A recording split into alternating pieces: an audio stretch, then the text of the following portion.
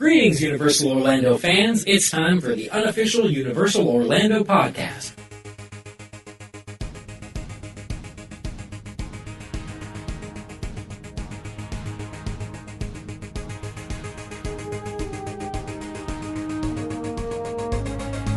Hello and welcome to episode 18 of the unofficial Universal Orlando podcast. I am your host Lee, and joining me from the other side of my couch is my lovely wife, Tracy. Hello.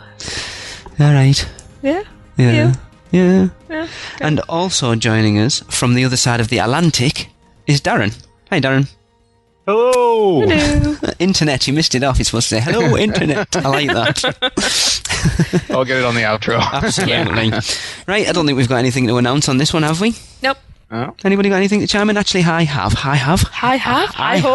Oh, wrong Parko, sorry. I will put a link to this on our Facebook page and stuff, and you know, and I've read it out to Tracy tonight, but a certain listener of ours, a Mr. Wakefield, has just released the last part of his blog post, hasn't he? He has. His top 10 theme park podcasts. Yep. And I am very proud to say that we came in at number 2. Yes. Very pleased with that. Chuffed. That's pretty impressive. It is quite British, impressive, especially considering the ones... How young we are. And the ones we were going up against are Yeah. like real seasoned podcasts. For me, just to be in the top 10 was great. Yeah. But number 2, yeah. Just a little bit of pressure now though, guys, eh? Yeah, just a little bit. Just a touch. Have to bring I'm our A feeling game now. Really? Are you feeling it? It's all fine. It's all Just good. being right back here at the beginning when we were recording off Guitar Hero microphones, that was when it was bad. See, I was good there. Woodpeckers I wasn't didn't we? rude. To whom? He said, I'm feeling it. Okay. There was enough of that on yesterday's show. So, let's let everyone know what's coming up on this show. Darren. Okay, we're going to start the show as we always do with the news. Yep, and then we'll discuss an email we received from a good friend of the show, Paul. And then continuing on, I'm going to read a S.P.E.W story from Matt Holt. And after that, we bring you a review of one of the Q&A sessions at the recent Harry Potter Home Entertainment celebration that was held at Universal Orlando by Jodie Bear. And then we'll finish up with the usual farewell and contact information. We certainly will. It doesn't sound like there's a lot in the show, but Oh, trust me, good. that email from Paul's quite in-depth as they always are. Yes. Oh, yeah, definitely. Yes. I do So, enjoy right. Paul's emails. Absolutely, certainly goes into a lot of depth. Yeah. Go on then, Darren, take it away with the first news story. Okay, the first one is titled History Center to showcase art and models from Universal Orlando Archives. Artifacts from Universal Orlando Art and Design Department's archives are on display in the Serious Art of Make-Believe exhibit, which debuted at the Orange County Regional History Center on Saturday, November 12th. More than 200 detailed drawings, architectural drawings, and models will be displayed, including items from the resort's annual Mardi Gras and Halloween Horror Night celebrations. The exhibition is fronted by the Terror Queen's bike from the 2005 edition of Horror Nights. Do you remember Which that, I did Darren? see. Yeah, I was just going to say. Yes, I do. I've seen pictures of it and it looks unbelievable. Oh, yeah. I'm excited to get down here. I'm definitely going to make it down for this. Sounds good. Oh, yeah. The Serious Art of Make-Believe details Universal's attention to detail through scale models of Horror Night scenes, Mardi Gras costumes and props, including the full-size Gog pumpkin. It will remain at the History Center through April 29th, 2012, and it's included in regular admission to the attraction. The History Center will have 2 special sessions featuring Universal creative types in conjunction with the exhibition. On December 8th, a reception and dinner with team members will be followed by a Q&A session. A dozen members of the art and design team, including TJ Manarino, director with Art and Design Entertainment, and Rick Spencer, creative manager, show development, are scheduled to participate. Cost is $50 for History Center members, $65 for non-members. And for reservations, you can go ahead and call 407-836-7010. And on December 11th from 1 p.m. to 3 p.m., members of the design team will be available in a meet and greet in the exhibit. And the informal session is included in regular admission. And for more information on that, you can go to www.thehistorycenter.org. If we were going over there, we'd be there like a shot. Absolutely, that sounds Especially really it's cool. going on for quite a long time as well. I mean, I know it's been going for a few weeks now. And but, a meet and greet as well. Sounds, Oh, yeah, definitely. Yeah. I'm definitely going to try to make it down for one of these sessions, and hopefully I'll be able to talk about it on the show. Yeah, I mean, it That'd be runs great. right the way to the end of April next year, so it's plenty of time to get to. 6 months. Oh, yeah. Yeah, November, December, January, February, March, April. Yeah, Look at your full toes 6 out. months. That's good. No, I don't need to get my can count on my fingers. Yeah, I definitely want to make it down for one of the sessions to speak with the members there. Yeah, that would be very... TJ Manorino's one. I know he's one of the head guys at Halloween Horror Nights now. Yeah, sounds really cool. So if anybody else who's listening goes, feel free to record us a live report from there, or send us a review or whatever. Yeah. It'd be cool. Or take some pictures and post them on our Facebook page, or even just send them to us. That'd be great. Anything you want, basically. Well, not anything. Anyway, thanks for that, Darren. So, Tracy. Yeah. Right. I've just been on the Orlando Sentinel page, and I've just found out that there are gift cards now available for Universal. So Universal Orlando Resort has all new gift cards that, for the first time, can be redeemed anywhere within Universal Orlando, from buying a ticket to the Blue Man Group at City Walk to paying for an on-site hotel room, selecting mementos at theme park gift shops. So, if you head to universalorlando.com/gift cards, it should bring you up to the right page. There are 3 simple steps. You select your favourite card and click Buy Now. Now, they've all got different images on. We've got Harry Potter, Hermione Granger, Ron Weasley, a film strip with Harry, Spidey and Shrek on it, Spider-Man, Shrek with Princess Fiona and Donkey, The Simpsons, and the classic Universal globe with the lighthouse and the archway entrance. They're really cool. So you've got a choice of 8 there. So you just click on Buy Now. Then you select the card value and number of cards you wish to purchase. So that's great. So you can say how much you want to put on these cards as well. And then you just proceed to checkout. The features of it are, it's available in multiple denominations, so it's not quite as simple, but it's still not bad. So you can get it in $10, $25, $50, $100, $150, $250 and $500. Depends on who you're giving it to, I suppose. How generous are you going to be? Well, I know a lot of people who use gift cards as a way of taking money into the parks without actually carrying money. And I know it's also becoming a popular way of bosses with the staff giving gift cards. Yeah. And if my boss or if any friends or family are listening, this would be a great Christmas idea for me. Absolutely. I like it. Yeah. So yes, there's several fun designs. There's no fees. There's no expiration, That's which I think good. is really good. Yep. So you can spend whatever on it, and the unused amount on the card will not expire. So you can use it like cash. It's redeemable at most merchandise and food and beverage locations within the resort, and it's also reloadable. So you keep could it and just carry it on. I think that's really good. This, to me, again, is Universal trying to match Disney.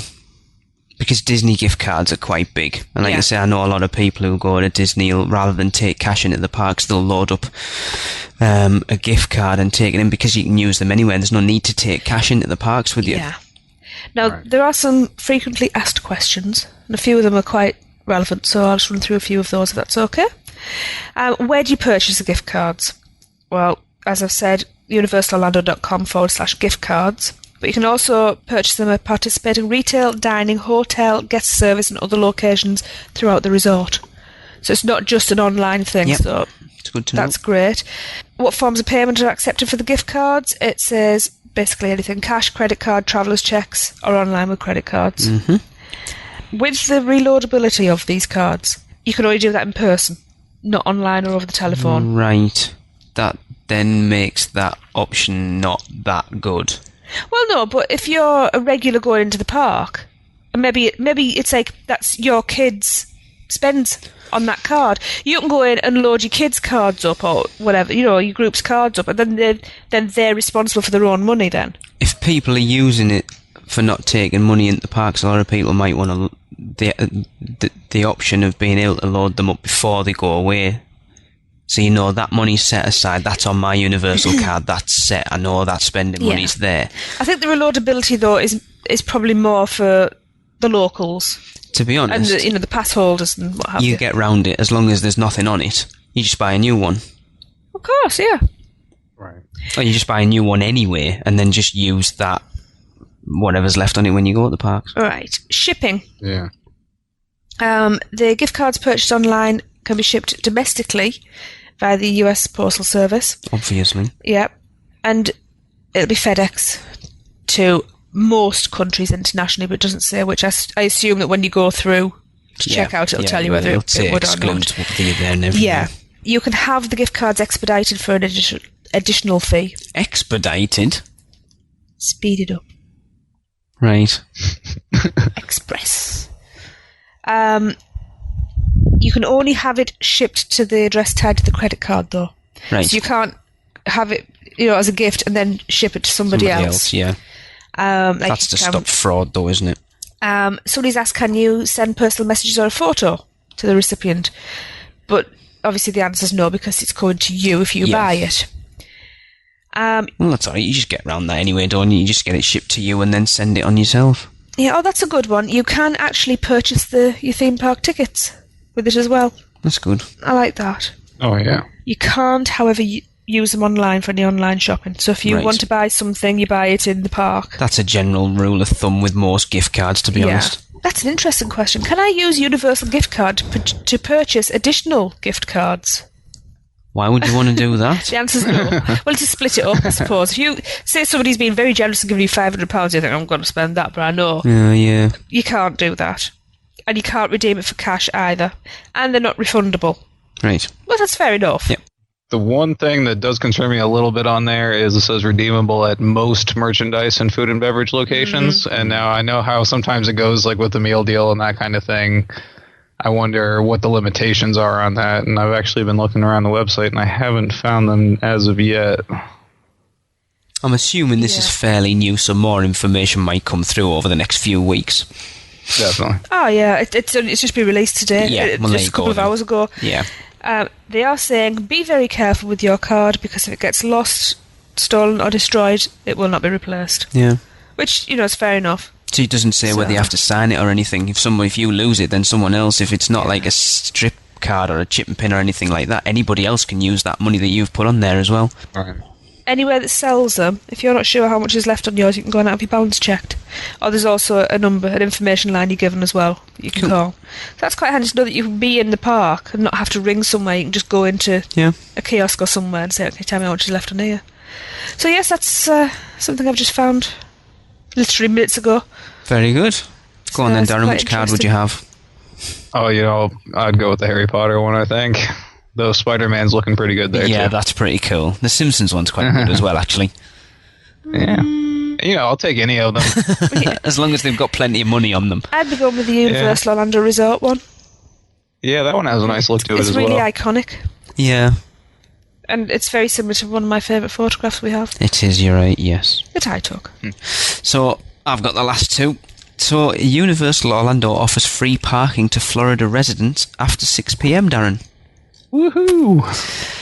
Not that you're going to be going there at that time, I suppose. Well, anyway. You might. Oh, yeah, I could. Anytime they have concerts there. Yeah, true. Well, City Walk stays up till 2. This is true. Yeah, but if you're going to go to City Walk, you're going to get hammered. You're not going to be driving. If you drink. Anyway. Universal Orlando has quite a bit to offer to theme parks, restaurants, clubs, shops, and more. Even if you're heading to City Walk for a night of clubs, dancing and drinks, you'll still have to pay parking until 10 p.m. The cost of parking starts at $15 for cars until 6 p.m, and from 6 p.m. till 10 p.m, parking drops to $5, unless you're a Florida resident. If you're a Florida resident with a valid photo ID, you can park at Universal Orlando for free after 6 p.m.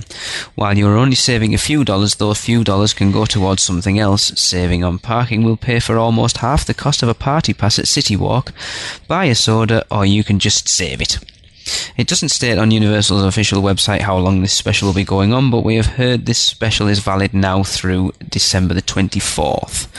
Enjoy the savings while they last. For more information about parking at Universal, you can visit the park's website. They do a lot for Florida residents, because I think they appreciate that most of the guests that are going there are out of town, so they make the money off there. So the perks are they want to keep the locals coming back. Well, yeah, they have to keep the locals sweet. Of course they do. Yeah, definitely. Especially for something like City Walk, because, I mean, while the parks, you probably got a lot of people from out of town that are generating most of their income. The clubs and restaurants and that kind of thing are definitely what they want the locals to be coming back to constantly, in order to keep those full. But yeah, I mean, especially with the way things are at the moment with the economy, not a lot of, people can't afford to travel as much, so they need to keep the people that are local in there as well, just to keep it ticking over now until everything picks back up. Yeah, definitely. Oh, yeah. But yes, so anybody living in the Florida area, you can go and park for nothing. Cool. Yeah. And then the last one is celebrate the spirit of New Orleans with Universal Orlando's Mardi Gras 2012. So this spring, the fun and excitement of the Big Easy makes its way to Universal Orlando Resort for the Mardi Gras 2012, an authentic celebration that completely transforms Universal Studios Florida into a family-friendly version of the famed New Orleans Street Party. On Saturdays and select nights, February 11th through April 14th, 2012. That's quite long, isn't it? 2 months. Yeah. Universal Orlando's Mardi Gras celebration combines unparalleled theme park entertainment with an elaborate Mardi Gras parade. Dozens of colourful costume performers, authentic New Orleans bands, delicious Cajun cuisine, and live concerts by some of today's most popular artists. So, Mardi Gras 2012 concert series features performances by 14 top-name musicians, including multi-platinum singer and songwriter Kelly Clarkson. The American Idol alum has sold more than 20 million albums worldwide, won 2 Grammy Awards, and recently released her 5th studio album, Stronger, featuring the hit single Mr. Know-It-All. The complete Mardi Gras concert lineup will be released in early 2012. The other 13 artists taking the stage during Universal Orlando's Mardi Gras promise to be some of the biggest names in music, spanning multiple music genres. Before enjoying the live concerts, guests can dance along with street performers and collect beads by the handful as the Mardi Gras parade winds down the streets of Universal Studios.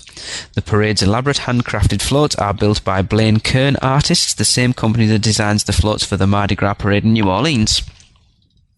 The celebration continues at Universal Studios' French Quarter Courtyard, the heart of Mardi Gras. Here, guests can groove to the soulful sounds of authentic New Orleans bands. Since 2006, more than 20 bands have travelled straight from the Big Easy to Universal Orlando to perform blues, jazz, and... Anybody want to give me a hand with that word? Tracy, you've been nice. Zydeco. Zydeco? Not quite sure what that is. Got it. And Zydeco music for partygoers, adding to the authenticity of Universal's Mardi Gras celebration. The French Quarter also features delicious Cajun cuisine, including jambalaya, gumbo, beignets. Ugh. Sorry. Darren, have you ever had a beignet? No, I have not. I wouldn't bother. All right. And much more. Mardi Gras is included in regular admission to Universal Studios, and guests can take advantage of this special offer, the Mardi Gras special offer. It's an imaginative name for it. 3-night Mardi Gras getaway. It's 3-night accommodations at nearby Universal Partner Hotel, 2-day base ticket to both Universal Studios and Islands of Adventure, early park admission to select attractions in Islands of Adventure, and more, and it starts at $249 per adult, inclusive of tax. You can upgrade to an on-site hotel and receive Universal Express access to rides and attractions, a free benefit apparently worth $87 a day. Yeah, it doesn't actually say how much it is to upgrade to that, but anyway. But yeah, for more information, just visit www.universalorlando.com/Mardi Gras. Darren, have you ever visited Mardi Gras? No, I have not. I've not been there, but I've had a lot of friends that have gone, and I've got the general idea of it. We've got Key West here in Florida, down at the very southern tip, and it's very much like New Orleans. So, right. If you've been to one, you've been to both. It's not something that particularly takes your fancy, unless there was somebody on you would specifically want to see. Then, yeah, and I actually would like to see Universals because it would be nice to see a cleaner version of it, right? Of Mardi Gras itself. Yeah. Yeah, I mean, and I'm just talking about just overall, like, actual cleanliness. Right, I see. Yeah. Yeah. Mardi Gras got a bit of a reputation here. Right. Tracy, is it ever something you'd be interested Mardi Gras, in if we were over at that to do time? Mardi Gras. I'd like to do the real thing. Yeah. But I think this is probably the closest I'm going to get to. Because if I'm going to be that close to Florida, you've got to be taking me there anyway, so yeah. Life wouldn't be worth living. Beignets, we had, the last time we went to Orlando, we got them free. We stayed at that place down the road, Port Orleans French Quarter. And we had a bit of a to-do with one of the servers in the food court. And she was delightful, let's put it that way. When all said and done, the manager gave us 4 beignets as an apology, and we were like, I mean, I've heard people travel to Disney for the beignets, so I was expecting something amazing, and it was. I'll tell you what it reminded me of. They're like a flat They look like... do you know what a pasty is, Darren? They look like a pillow. That's the shape of them. Yeah. But there's nothing inside them. I expected there to be something inside it, because they're quite big. So, like, have you seen National Lampoon's Christmas Vacation? Yes. When he cuts into the turkey. And it goes... and there's nothing. That's what it was like. You were expecting... It was a cloud of powdered sugar, and that was it. There's just nothing to them. It was powdered sugar on a cardboard empty pillow. It was, and they were fresh out of the oven as well. We got, like, fresh ones. But people say they're like the Louisiana version of a donut. There's more substance to a donut. There's just nothing... What do you mean more substance? There is substance to a donut. There was bugger all to the beignet. There's just nothing. All that happened was we all ended up in a big cloud of white, and it was all over the car. Yes, our rental car was covered in it, wasn't it? And the kids were, like, dead excited. And, what's that? Right, so that'll bring us to our discussion segment. As we said at the beginning of the show, we had an email from listener Paul. And it goes like this. We're going to split it down into different sections because he's asked about 6,000 questions. Yes. So, yeah, we're going to discuss each one. All at once. So he said, hello, Unofficial Universal Podcast. Once again, let me say what a great job with your Halloween segment. Oh, why, thank you, Paul. Incredible interviews, awesome Halloween Horror Night recaps. Go on, Darren, you can take some credit for that. Thank you. And lovely poems. I worked hard on them, so thank you for that. You guys have truly shown that Universal has more to offer than just rides and shows, and that comment there makes it all worthwhile. It does. That's why Definitely. we're here. It really does. So first off, he said, first I want to offer a tip for Universal Orlando's Hollywood Rip Ride Rocket Coaster. As everybody knows, one of the features of Rip Ride Rocket is the music selection you can choose while riding the coaster. But however, there are hidden songs in the ride. Now to access these songs, you must 1. As soon as you get on the ride, hold your finger on the Hollywood Rip Ride Rocket logo on the screen for 5 to 10 seconds. Number 2, lift your finger and the screen will display a number keypad. And then enter a 3-digit number based on what the numbers have been reported online to correspond to that. Now, a warning here: when doing this, the hidden song option, it will disable the video recording feature of the ride, and you will not be able to purchase the on-ride video if you wish to. As to what the 3-digit numbers relate to, we will get to that in a second. Mm-hmm. It also said another option for getting an updated song list is through the iPhone app Dead Parrot Software LLC has developed an iPhone app called Pocket Rocket Roller Coaster Set List, which keeps track of what 3-digit numbers correspond to what songs. It reports new songs, confirms songs' 3-digit number, and rates each of them. Unfortunately, there has been no Android or Windows 7 app yet, but hopefully developers out there will make one day. But if you have an iPhone or an iPad, then this is the app for you. And the link to that is, well, yeah, just go on the Apple iTunes store and search for the Pocket Rocket Roller Coaster. Or you can go to the official website, which is www.pocketrocketsetlist.com/index.php. So, Darren, have you ever used... Said only to ask Tracy because I know. Have you ever used the secret hidden list? You couldn't even remember what song you were on. Sorry, Darren, go ahead. Yeah, I've actually used it a couple of times now. The day I had my escalator incident. All right. We'll just call it that. That was the first time I tried it out, and then the second time was when I made my return visit there. And both of them that I've tried from the list I have worked just well, worked perfectly, and that was let me see here. I'm looking at the number here. 7-11, Paranoid by Black Sabbath. All right. Excellent song. Which was an excellent one to ride that ride to. And the other one was Break On Through by The Doors, which also synced up pretty well on that ride. That was the first one I highlighted. There's some really, really good songs in there, actually. I mean, Tracy, is there anything that jumps out at you that if you knew they were there, you'd go, right, I want that song? The ones I've gone through and highlighted the ones. There's Break On Through, The Doors. Crocodile Rock, Elton John. Yeah. Immigrant Song, Led Zeppelin. I'm a huge Zepp fan. Great Gig in the Sky, Pink Floyd. Well, you know how big a Pink Floyd fan I am. Absolutely. Won't Get Fooled Again, The Who. Mm-hmm. I think that'd be really good. Lose Yourself, Eminem. Can't go wrong with see Eminem that on one. there. Where's Yeah, that? 306. All right. Barry White. My first, my last, my everything. Mm-hmm. Since I wasn't allowed at the wedding. Metallica, For Whom the Bell Tolls. Yeah, that's one that jumped out at me. Yeah. Paranoid, Black Sabbath, and then Either of the Muppets. Yeah, I knew to say that. I still find it amusing that two of the hidden tracks on Universal's Hollywood Rip Ride Rocket are Muppet songs, which have more of a connection to Disney. So there's Rage Against the Machine there. 707, but I can't place it. Darren, anything else that jumps out at you? Yeah, well, I think it would be pretty funny, actually, to listen to Barry White on a roller coaster.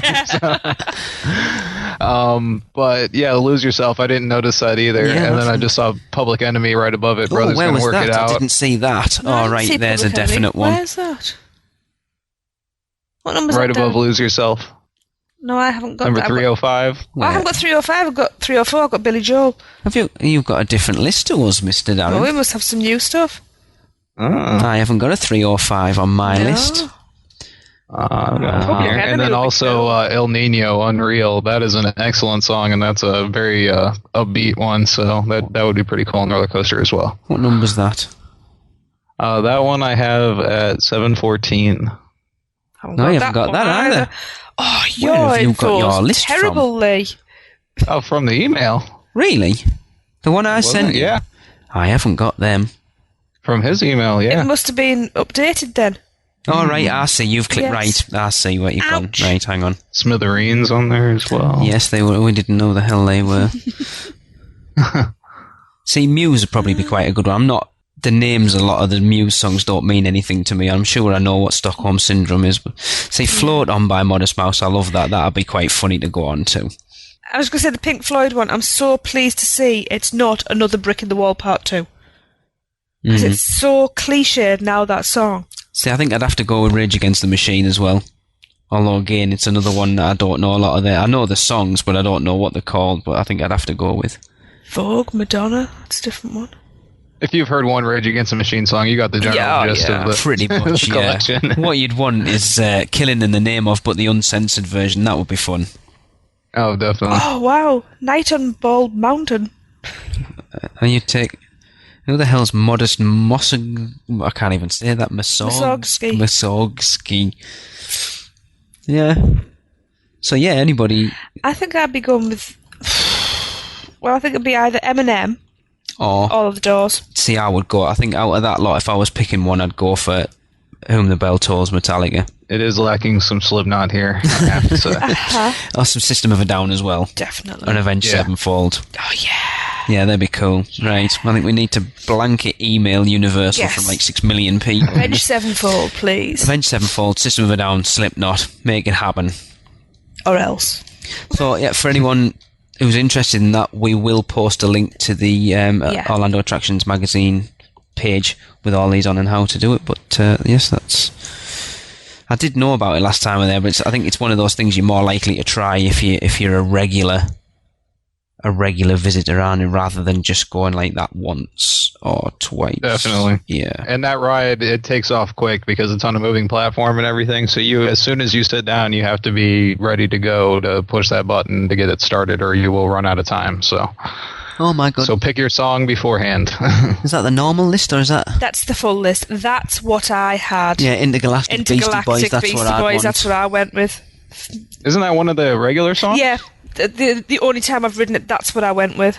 Oh, did it? Yeah. All right. Now I've seen the list, now I know what it was. I'd known that was there. The Devil Went Down to Georgia. That's a must for next time. The next part is, for my topic suggestion, I would ask, what refurb, addition, or return attraction would you like to see at Islands of Adventure? If you think about it, there's a lot there.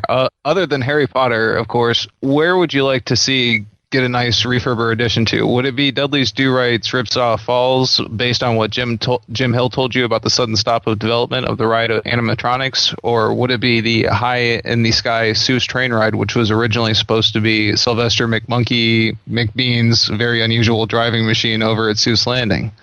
Or what about those boat tours? My suggestion would be over at Jurassic Park. While the area may take up a huge portion of the park, there is still room to have attractions, or if they wanted to reduce Jurassic Jurassic Park so more IPs can be developed without losing Jurassic Park completely. My candidate would be the replacement of the Triceratops encounter with a motion simulator ride that was originally developed for the parks during its early stages, which was a helicopter ride based on the tour of Isla Nublar, was one of the rides planned for Jurassic Park before Harry Potter's expansion into the area. But now, with new Jurassic Park movies coming in 3D, having a new ride to coincide with the new films, that would provide a perfect event to bring a new attraction to Jurassic Park, like that motion simulator helicopter, if it fits with the new films coming out. Right. Sorry. Just with Darren's accent, I just kept hearing Jurassic Park. I always used to call it Jurassic Park. I suppose it would be... I don't have an accent. You guys have an accent. It would be quite cool, but I think people are... I know Star Tours has just opened in Disney, but I think as a rule, people are over simulators now, aren't they? Refurb. Well, obviously the Spider-Man ride's getting it. Yep. I'd like to see them make Doctor Doom shorter. You still wouldn't do it. I do think they can cut back Jurassic Park a little bit. If they do need to expand into other areas, I think that would probably be the one I would do. I think even if the new film, like if it's, as he's saying, they're bringing the films out in 3D and stuff, I don't think it'll be enough to make that area relevant again. No, I don't.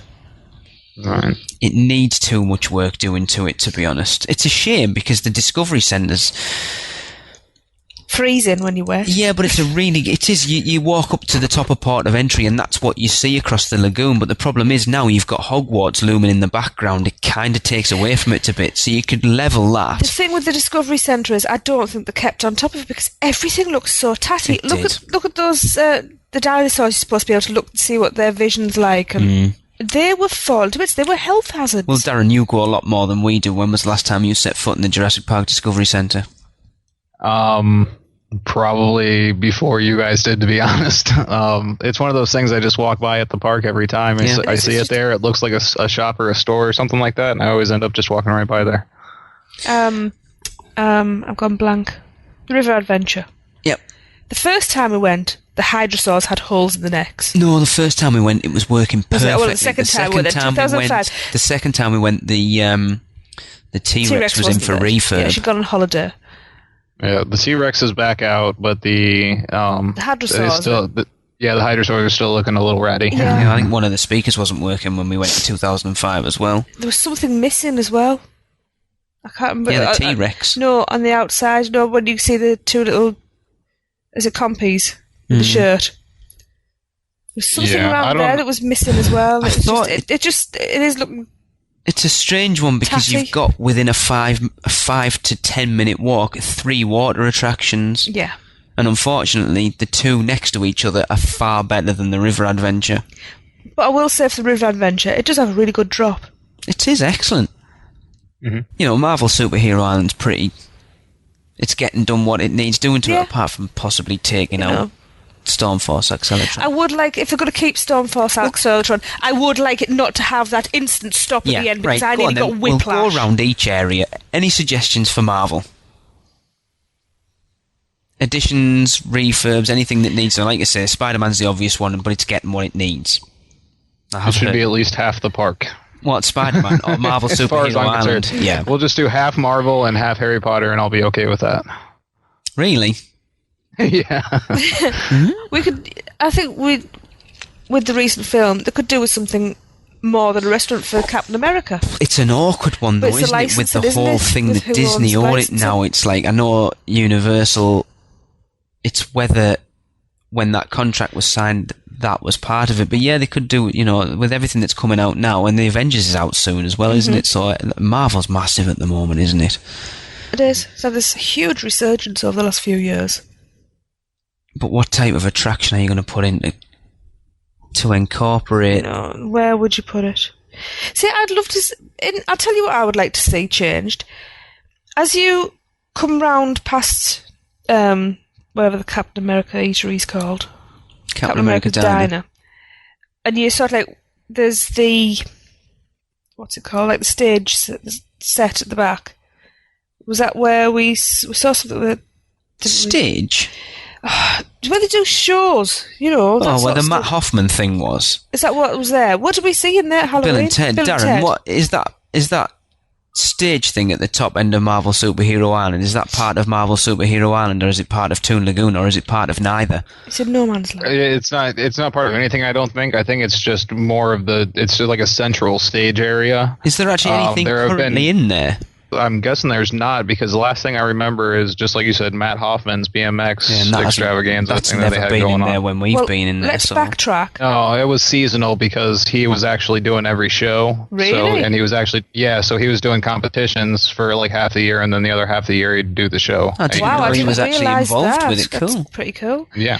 But before that stage area, to the left, there's a park. Because if you get the right angle, because it's all boarded up, there's the statue of J. Jonah Jameson. And open that up. If it's just a little park area, it's somewhere quiet for people to go and sit when they've got little ones or whatever, just to chill out for a bit. You know, and it would be nice to see a few more areas. And obviously it's being built for a reason. Let people in.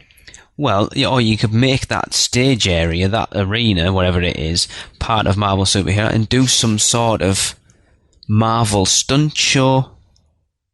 Yeah, definitely. With all the movies coming out, there's no shortage of that. Yeah. Cool, like an Avengers thing, or... Yeah. Because that would be cool. I'd like to see someone dressed up like, whatever she's called, Black Widow. That'd be alright. Yeah. Scarlett Johansson. Yeah. Right, so moving on. Toon Lagoon. I love Toon Lagoon. See, it wasn't until Jim said that to us that they actually stopped. Yeah, I would Dudley like... Do Right. It would be interesting to see what it would be like if they had finished it all. Because you think about it, Darren, have you ridden it recently? Yeah. There's not a lot to it, really, is there? I mean, I love the ride, but the actual sets for each bit, there isn't a lot there. No, there's not.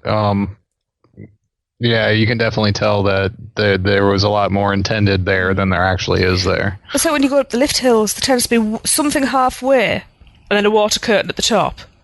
Yeah. And that's it. But there could be so much more up those lift hills because you sat in them for... There's two of them, I think, where you sat for quite a while. I've done it. There's the one with Snidely. Yeah. And is it Nell? Is on one of the lift hills. There's always the one where you go up with, like you said, the water curtain, because there's always like a real team member dressed up like a Mountie smiling at you, thinking you're going to get wet. Did they put lap bars on this? They have now, I think. Have they, Zarin? Is that right? Yes. There is, yeah. Get rid of the lap bars. And there have always been lap bars on it. That's part of the fun, is bracing yourself with your feet and holding on the Yeah, side. the first two times we went, there wasn't any. When you've got your little one... That is a well, not such a little drop and a half. In front of you, you're holding them with your knees as well. You know, it's a full body hernia. There's nothing part of the experience in that area that's particularly like now, is there? But if you're talking about cartoons, that's a blast. I think that area is a blast from the past. Yeah. It's all the stuff from your childhood. Blondies and which of course we don't get all of them, but the majority we do. Yeah, it's a weird one of those areas. It's very much the whole area is very much water based, isn't it? It could maybe do with a sit down restaurant in there. There is one, isn't there? And there's Blondie's, which is the one across the road from Turkway. There's Kathy's ice cream. What's over the other side? There's definitely something there. Sit down.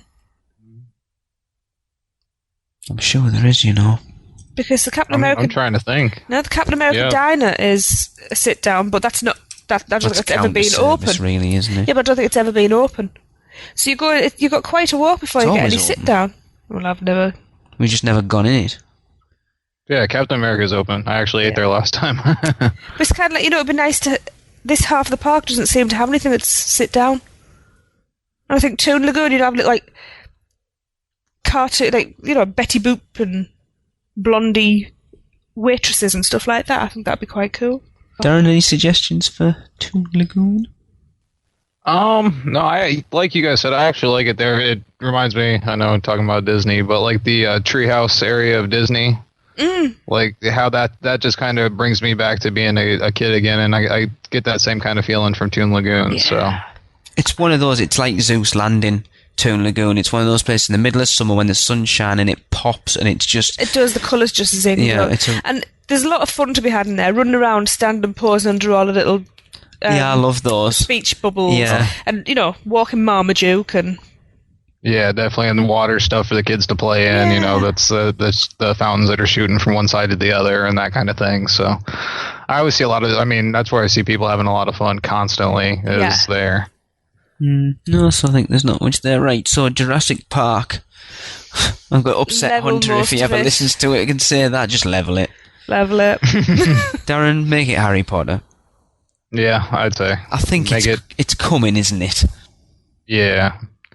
I mean, to be honest, I'd prefer that they cut into Jurassic Park more than if they cut it. I mean, I'd rather them do that than cut into, and close down the Lost Continent. Yeah, I know. I was quite upset. Well, let's move that's on one of to my there, 'cause I love the Lost Continent. I'd like to see that. I love Poseidon's Fury. Let's be honest, Mythos is still an amazing restaurant. Yeah. I think they can possibly do with updating Sinbad. It's still a lot of fun, though. It is, but it's one of those that Especially for every person wrong. that likes it, there's somebody that absolutely despises it. But I'm surely they could update it and do something else with it. You talk mythical times, so you could do anything with it, really. It doesn't have to be Sinbad. Definitely. You've got Jason and the Argonauts and all that sort of stuff, so all that type of... The Golden Fleece. And... era and all that sort of stuff. Or just keep it at Sinbad and do the 9th voyage of Sinbad. The 1500th voyage. In space. Yeah. But the problem is the rumours are all pointing to it, Harry Potter going into that area. I know, it's a shame. Within the Lost Continent, I always liked the little stalls. Yeah. As well. But there's one of those things that's it though, you walk through, you don't buy anything, and you look at it and it's... I've always been tempted though. Yeah, I don't like how they kind of turned it into the boardwalk area. Yeah, it's a little bit... that's where all the games of skill and things are there. It's a little bit like... Have they got rid of that magic show? Oh God, Amity. It's a little bit like Amity, it is still there. Have you seen it, Darren? I have not seen the magic show, but I see really the guys outside trying to get people in. We went into it last time we were there, and the actual magic tricks are really good, but it's all about the hard sell. The hard sell at the end. Yeah, let's just look at this magic trick. It's really good, and you can buy it for $30, and then they show you another one, and then you can buy that one and this one for $45, and it's all about getting you in there and giving the hard sell. Right. Which I felt was a little bit tacky. But if you need a few minutes sit down in a cool shaded area, go and watch some cool magic tricks. Oh, it is cool, yeah. Don't be sucked in by the Just know technique. that when you go in, you're going to be given the hard sell. Yeah, and I'd probably end up with hundreds of dollars worth of magic tricks. So it's not timeshare. There is some good stuff, Mike. There is some good stuff in there. But he really did one cool. with a penny floating around, didn't he? I know, it was... And he actually asked, because he thought people wouldn't believe that it was a real penny. He actually asked someone in the audience, and he actually used my penny and still did the same thing with it. So I have no idea how he was doing it. Back? Yes, I got that penny back. He's joking. I wouldn't. That's okay. I'd have kicked off if I hadn't got my penny back. Wouldn't you? But yeah, I think the Lost Continent, I would like to see it stay. I would rather go the other way and eat into Jurassic Park. Let's be honest, Jurassic Park's probably a bigger area, isn't it? It's got that big lagoon part of the River just Adventure. Huge, isn't it? It's got an excellent view of the castle, as we've seen. In people's pictures of the Jurassic Park sign there, and you see the castle looming right behind it. But it does now, doesn't it? The centrepiece was the Jurassic Park Discovery Centre. The fact is that the Hogwarts is just above it. Just overshadows it. Nobody looks at that anymore. Oh, yeah. What you need is expand Harry Potter into there and do the edge of the Forbidden Forest where the Discovery Centre is now. So you're looking over the Forbidden Forest into... so you've got the Black Lake as you walk up, Forbidden Forest. I want to see a lazy squid in the Black Lake.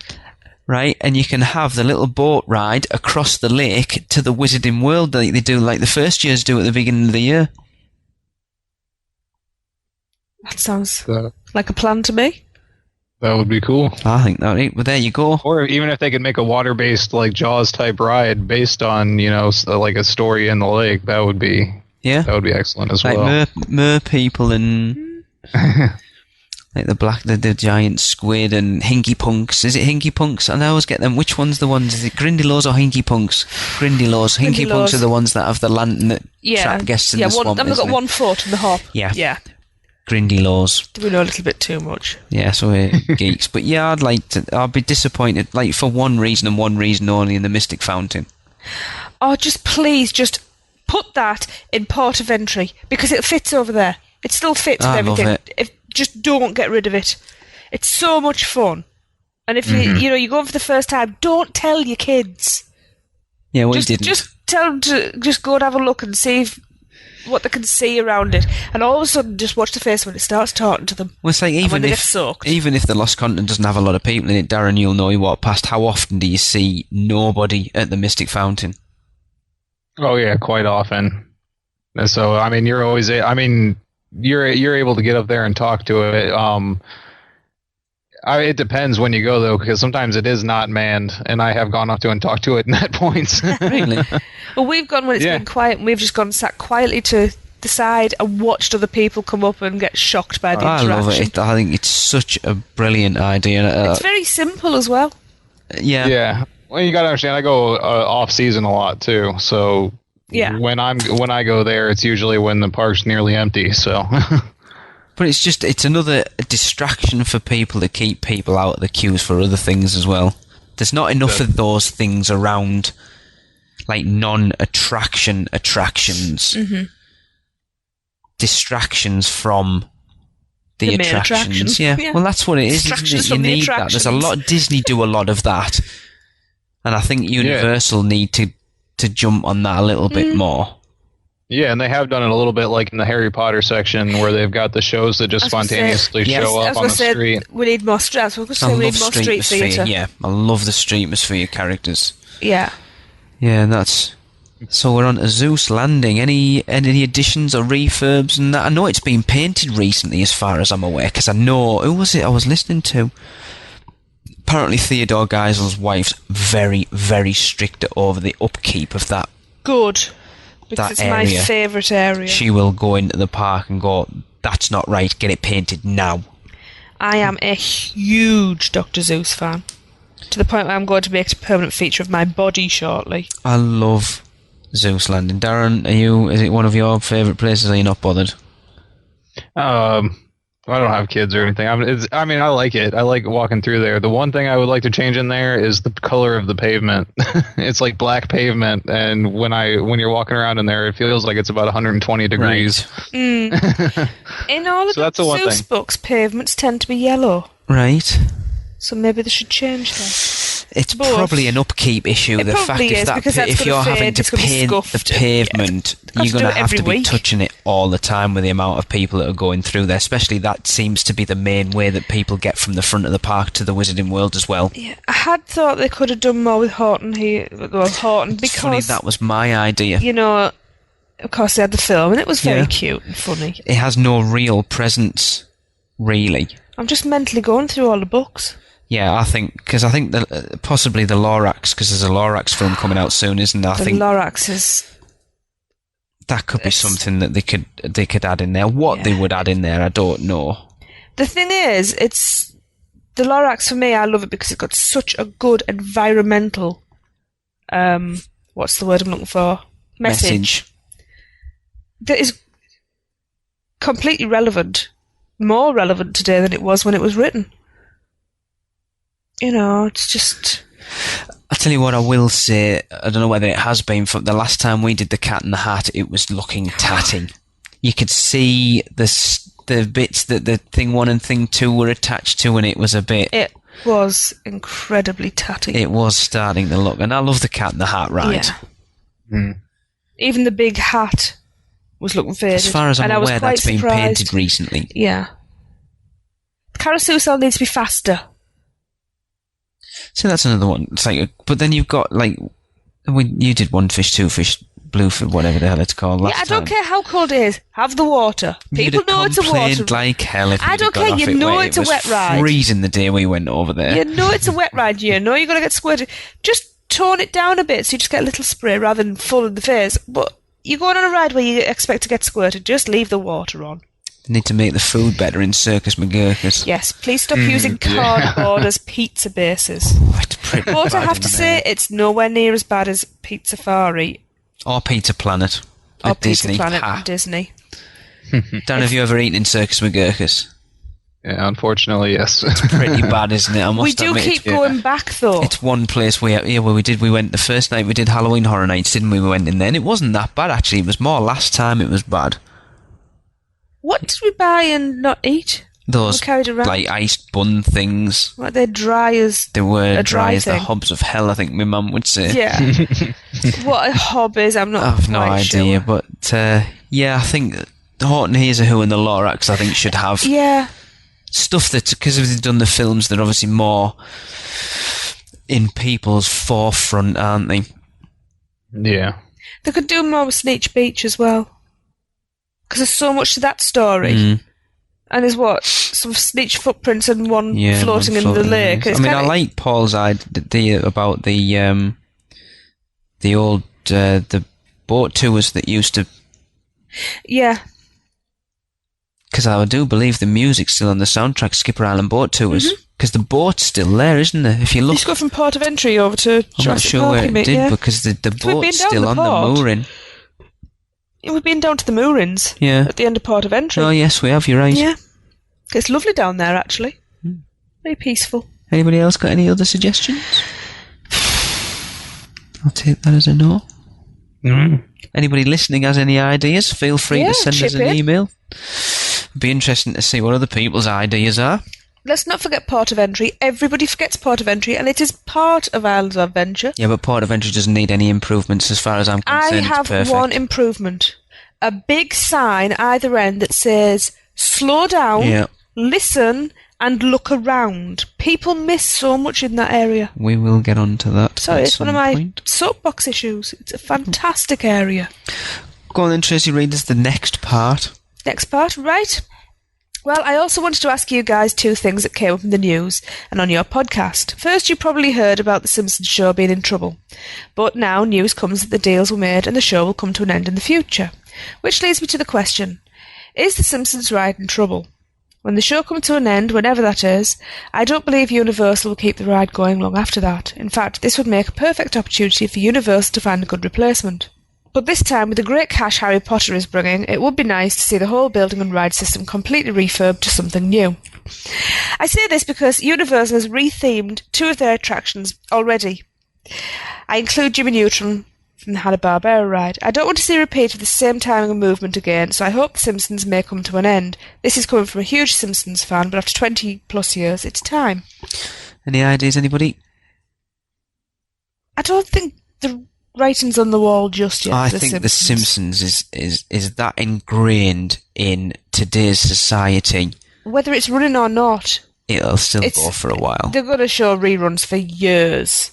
How long's it been open, the ride? 2008, was it? Yeah, I think it was the year before we went. Can I just point out that they still show Tom and Jerry? And the kids. They still show the Simpsons, I thought we were talking about. The Flintstones. May 19th, Top Cat. 2008. You know, So it's been open 3 years. It's hard to believe it's only been open 3 years. Mm-hmm. I mean, it is a stunning ride as well. I know they did take... It is Back to the Future rethemed, but it's so much better. Does anybody know how much they actually spent retheming this? I have no idea. Because they didn't I've got to do say, a it's lot one of the changes, best really, did queuing they? areas. Once you get into the actual holding pen. It's one of the best areas on any ride. Oh, it is, absolutely. Yeah. There's so much to keep. In fact, I Apparently- felt cheated when I hadn't got to look round everything the first time and we got taken into the ride. According to Wikipedia, it cost $40 million. Wow. So they're not going to get rid of it that quickly.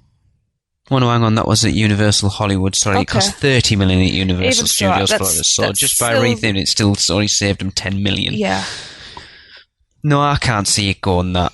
it would be nice to get something fresh and new, and if they do change it, which will eventually come at some point, is to level the building, or at least gut the building and do something completely different. I mean, they've already done some great things that, it's not like my bugbear about Back to the Future was. You only had to look to your left or your right. You can see a little bit in that. Yeah, but I know Hunter complained that because he was tall, if he sat in the front, he could. Yeah, but you do have to look for it, whereas you didn't. I found it too distracting when it was Back to the Future. Do you have that trouble, Darren, if you sit in the front? You're quite tall, aren't you? Yeah, well, yeah, but I don't pay attention. You just focus on the screen. I mean, you can. If you look to the left and right, you will see it, but if you focus on the screen, it's pretty easy to block out. I've got to say there's more to hold. When it was Back to the Future, that's my favorite ride of all time, so. Right. Sorry. Jesse was not impressed with it in the I'm slightest. a huge Back to the Future fan, and I was not impressed by the ride at all. It didn't. I mean, to be honest, we rode Back to the Future when there was still free express pass. Didn't we? Once. No, when there was still free express pass in the park, and we probably still queued for 45 minutes to get on it with express pass, which probably had something to do with it. Yeah, see, I was 10 when I first rode it, so I mean that probably changes the perspective a bit on it. I mean, that was like the only movies I watched like constantly at that age were just like the Back to the Futures all over and over and over again. So I think we all did that. Yeah. You see, I was 28. We're good. What? We saw Back to the Future for the first time. No, when I rode the ride for the first time. You can't have been, because I was only 21. You were 28. Oh. Well, that's impossible. 30 then. Shh. Whatever. I can't be that old. I'm only 22 now. Anyway. So, yes. But Paul's point was, now they're getting all this money in from Harry Potter. It'd be nice to see that. I think that ride's still good enough that they'd be better off spending the money that they're getting from Harry Potter to put something new in somewhere else, which, from what we can gather, they are going to be. Mm-hmm. What it's going to be, we don't know. But no, I think The Simpsons has still got quite a bit of life in it. I would like to see them spend a little bit of money just around the parks. There's not enough little quiet seated areas for people who have got. I mean, I know I'm banging on about kids, but now I've got kids, I understand it more. It's not a kids' park, though. No, is it? but sometimes kids need a time out. A play area just tucked away. If kids need a few minutes away from, because it is overwhelming, especially Islands of Adventure. It's like bang, bang, bang. You hit all your senses are hit. Just a few calm little play areas. Do you know what I mean? I'd like to see some money spent in that way. Because that means that the families are going to stay in the parks longer. They're going to spend more money then, possibly.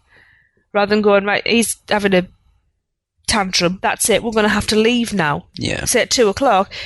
If they plough some money just into a few little quiet areas, and that means the families can go and spend half an hour in there, then the kid will get a second wind. They might spend another 4 or 5 hours in the park. Just go and dunk them in the Jaws.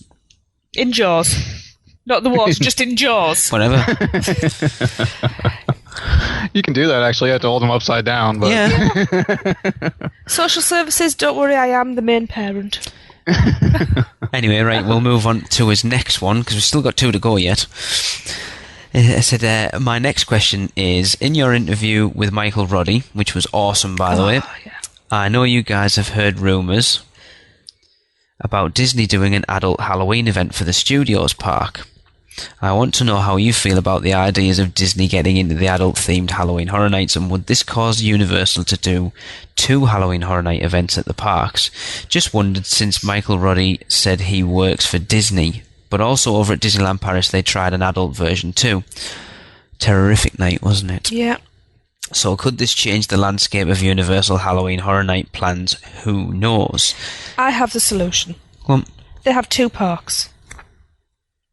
Have your adult, and you're more family friendly, and switch around the parks.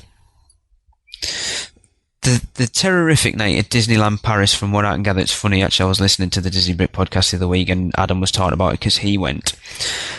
He said it's not. It's in between Halloween Horror Nights and Mickey's Not So Scary. It's aimed at that people who aren't quite ready for Halloween Horror Nights but are a bit too old for the twee Mickey's Not So Scary. So if they did something along the lines of the Terrorific Night at Hollywood Studios, I still don't think Universal would even give it a second thought. No, I don't. To be honest, after what you said the other week, Darren, I think Universal need to look at Busch Gardens more as not a threat, but a competition. Keep them on the toes. Definitely. And I think you would agree, having done both this year. Mm-hmm. Yeah, and the way that Busch Gardens is ramping things up, and then also at the same time, Universal Studios, Halloween Horror Nights is still great every year in production and everything like that, but it just seems like there's less and less every year as opposed to having more, which Busch Gardens is definitely pushing for. So I think if they did like a Terrorific Night at Hollywood Studios, I think what would happen is, I don't think it would take away from anywhere, because the people that are going to go to something like that that's in between aren't going to go to Halloween Horror Nights. Right. So you're not going to people go, right, I'll go over there. You're not going to take that hardcore horror fan away from Halloween Horror Nights. It's just going to give those people that go and want to do something Halloween that go, right, Halloween Horror Nights is way too extreme for us. Mickey's Not So Scary is way too twee. It'll give those people something to go to. Could Universal do the same thing, put it in Islands of Adventure, or, like you said, tone it down a bit and do it? But I don't think that's something they want to get into, does it? It's not. Disney do some things very, very well. I'm not going to take that away from them, but let's just say with this idea, my breath is not bated. No, well, I know a lot of people complained about the Terrorific Night at Disneyland Paris, saying that it's not Disney. And I'm surprised. Well, but Halloween isn't Disney. Mickey's Not So Scary is apparently amazing. I mean, we've seen videos of the right. The parade. That kind of Halloween is Disney. Yeah. But once you start dressing up as princesses and ghosts and witches and things Halloween, like that. Once you start getting into that, coming out of the non-family friendly, it's not Disney. I don't think they're going to struggle. I don't think they would do it. I think a lot of the big Disney fanboys would go crazy over it. It's different in Paris because a European audience have a different perspective on things like that. The Europeans, well, I suppose that includes us as well, even though we're not technically. You're looking at more German, Eastern European, that type of thing. We're a tougher audience. Yeah. This is why DLP is, from what I understand, having not been, it's toned slightly darker in places. But they do both. They still have Mickey's Not So Scary. No, but what I'm saying is the park itself, Phantom Manor, it's a lot. Is apparently the darkest version of them all. And it's obviously the European influence. So I don't think Universal would. I don't think Disney would do it, and I don't think Universal would bat any eyelids if they did. Yeah, what I'd like to see them do there at the studios there at Disney would be like a whole Twilight Zone themed event. Now that would be cool. Yes. Yeah, just have the actors all acting out Twilight Zones and like different zones of the park. I think that would be pretty incredible. That would be pretty cool, actually. I like that idea. There you go. They could turn all the lights out. You can just be stalked by lots of Darth Vaders. When we interview Mr. Roddy for Christmas, there you go. You can put that to him. Yes. Yeah, Cool. Right, go on then, Darren. Let's get his last question out of the way. Oh, okay. And he says one more thing. What do you guys think of the whole Legoland in Florida that has opened up? Is it helpful for Universal? Is it a thorn in Disney's side, or is it just a sign that helps bring more people to Orlando for the parks? Also, I do believe you guys have a Legoland in the UK. Have you ever been? Let's answer that one first. No. It's like too far for us to travel. We'll travel 9.5 hours in a plane to go to Orlando, but I won't travel 5 hours to go down to Windsor.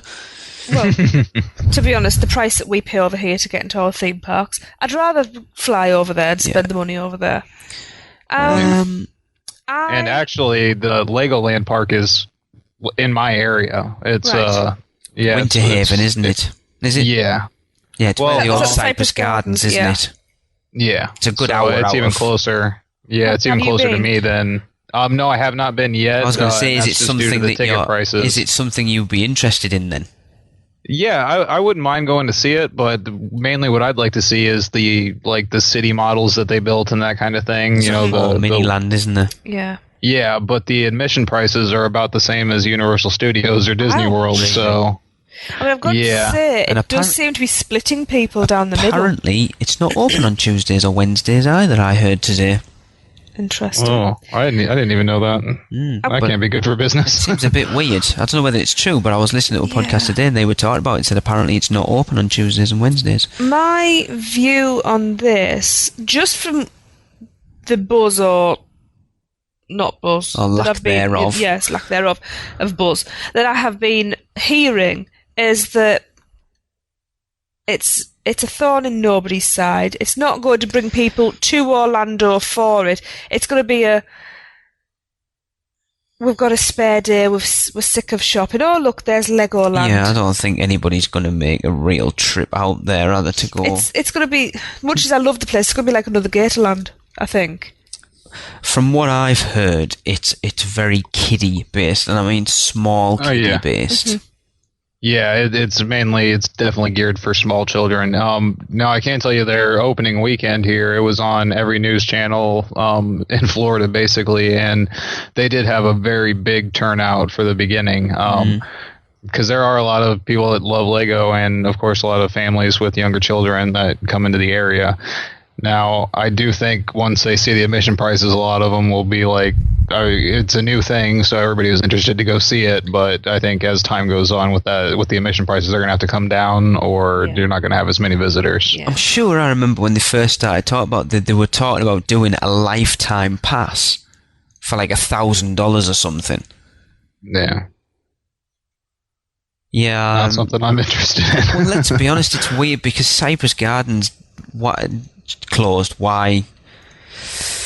I don't know. Well, it was from whether this is- 1950 to like 2005. But so I know they did someone pretty who good there. Very absolutely popular though, loved isn't it. it? I know From what I someone who loved it. understand. It wasn't popular. That's why it closed. Okay. But I know someone who went there every time they went. Oh yeah, and I mean everything there was very outdated when it closed. I mean, they still had the mermaid shows going on. I mean, that's just girls in scuba gear dressed up like mermaids on underwater, and you watch a show that they do. And then also the other big thing was water skiing. The water skiing shows. All right. And while that was popular back in the 50s and 60s, nowadays it's not going to draw crowds. No. I just want to check something. Legoland Florida is open, isn't it? Yes. Yes. I'm on the site now. Why have we got artists' impressions and not photographs? Who knows? Duplo Village, that's not even a particularly good artist It's impression all either, is artists' impressions. And that, to me, I want to see photographs, not drawings. it? Let's be honest, how If you- long does and it if I'm take to paying- update photographs on a website? You know, if I'm going to be paying... And if you're in Orlando, you're taking have a a look. good, you Ouch!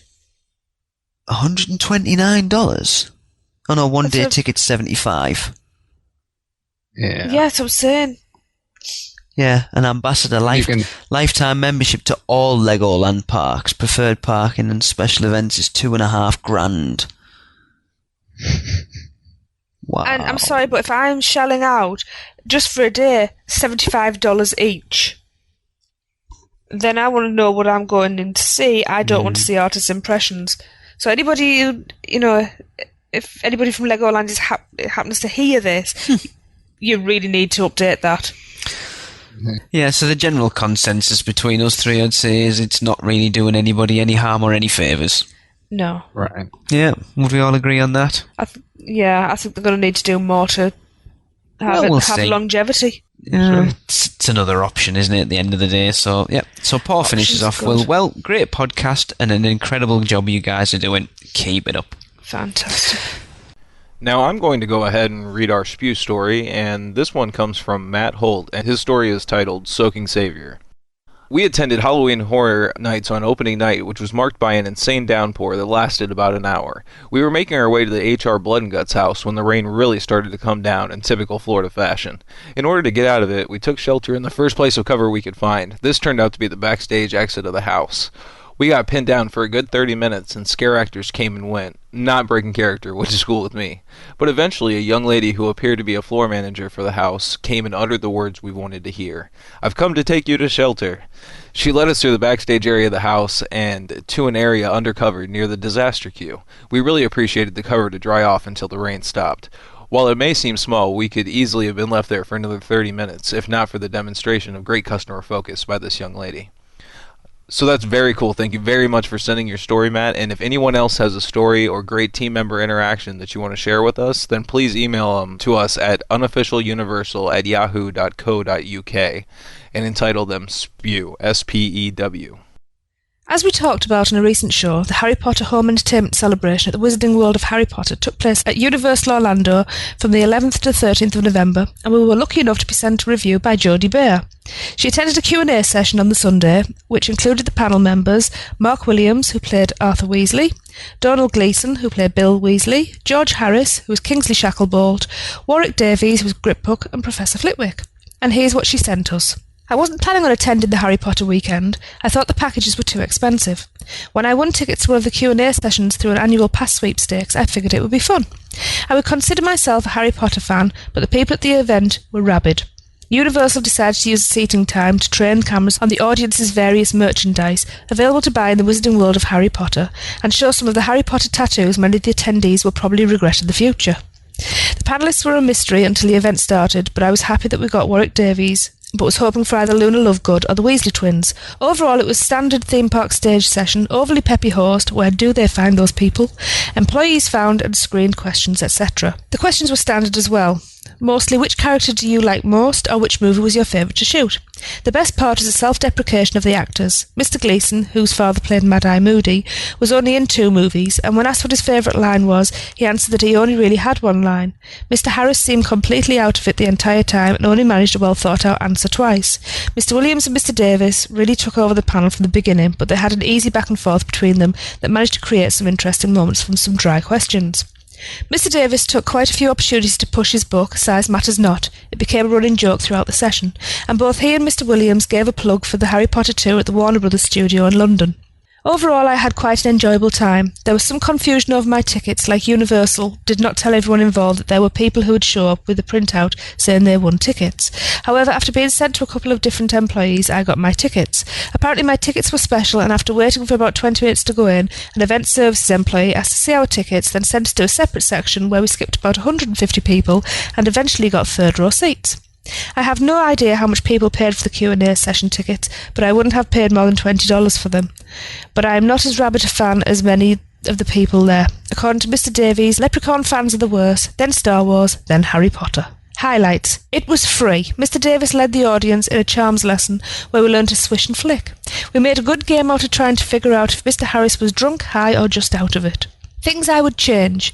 Universal could have organised it better. Getting the tickets and getting in were more of a challenge than they should have been. I also wish they had planted a couple of better questions. I generally hate that practice, but when 8 minutes is wasted on, would you rather be a werewolf or a Death Eater, you begin to hope for a good plant. So thanks very much, Jodie, and we hope you had a great time. So that'll bring us to the end of another show, and I can't believe that we're very, very nearly at our 20th episode. 2 away. Well, I've just had a very interesting request for Show 20 from our resident stalker, Craig Lucas. Okay. But I'm afraid I can't possibly divulge that request at this moment, but Craig, it's been taken under consideration. Okay. Yeah. Now I know what Craig's suggestions are usually like, so I'm a bit nervous. Yeah. All I will say is, it needs to be a tad warmer. Okay. Right. I know the type of thing Craig normally comes out with, so yes. Okay, I'm going to throw this in there. Actually, we've had a bit of a... I know it's a while away yet, but Christmas. We had a quick chat about putting a Christmas show out, didn't we? We'll have our Christmas show, which will be out on the 23rd of December. Yeah. Just in case anyone's interested in my birthday. Mine's the day before, just in case anybody else is interested. Thank you. Don't forget Lee. But we're planning on putting out a show on Christmas Day. Yes. and it's going to be Live. No, it's not going to be live. The kids opening the Christmas presents, yeah. It's going to be, as Tim and Brett and Paul from the Fanboys would call it, it's an uncensored show. So it's all those clips that I've had to cut out between, well, I only started doing it about 7 or 8 ago. Oh, Don't worry, Darren, there's none of you in there just yet. How many rants have I had? So we're toying with the idea of putting that on Christmas Day, so everyone opening their iPods and MP3 players on Christmas morning will have something interesting to listen to. But I will put a big fat parental advisory on the beginning of it, especially after what went on yesterday. Yeah. Yes. Yeah, I'm kind of thinking, Yeah. I've only been here for a few episodes, and I think I've heard enough to fill an entire one, so should be good for sure. But yes, right, so it's in the works, isn't it? We think so, it's cool. Right. So let's get on with the finish anyway. Yeah, we'd like to thank Matt for his S.P.E.W story, and we also have another one from him waiting in the aisles. The aisles, not the wings? Whatever. In the ether. Wings, aisles. Somewhere. It's on my laptop. There you go, then it's waiting in the laptop. I would also like to thank Jodie for her review of the Harry Potter Celebration Q&A. Yeah, and to accompany that review, Jodie also sent us a video of the session, so we'll put that up on our Facebook page for everyone to watch. We will. Is it right? So that's going to do it for another show. Our next one will be out on the 9th of December. Christmas run-up. Getting in there. And so, it's ta-ta from me. And see ya. Goodbye, Internet. And remember, live the adventure. That does it for another unofficial Universal Orlando podcast. Between shows, we'd love for you to get in touch. So email us with your spews, funny schmitz, comments, questions, and news to podcast@uuopodcast.com. Keep up with what's going on every day by following us on Twitter at UUOPodcast, like our Facebook page at facebook.com/UUOPodcast, follow us on Instagram and Pinterest at UUOPodcast, subscribe to our YouTube channel at youtube.com/UUOPodcast, and don't miss a show by subscribing to us on iTunes, and please leave us a review. Not an Apple user? Then head over to uuopodcast.libsyn.com and subscribe to the feed while you're there. You can also find us on Stitcher Radio and at micepod.com. Come find us on our partner site, micechat.com, join the forums, and say hello. So thanks for listening, and remember, be adventurous. This has been a micepod.com presentation. Mice Chat.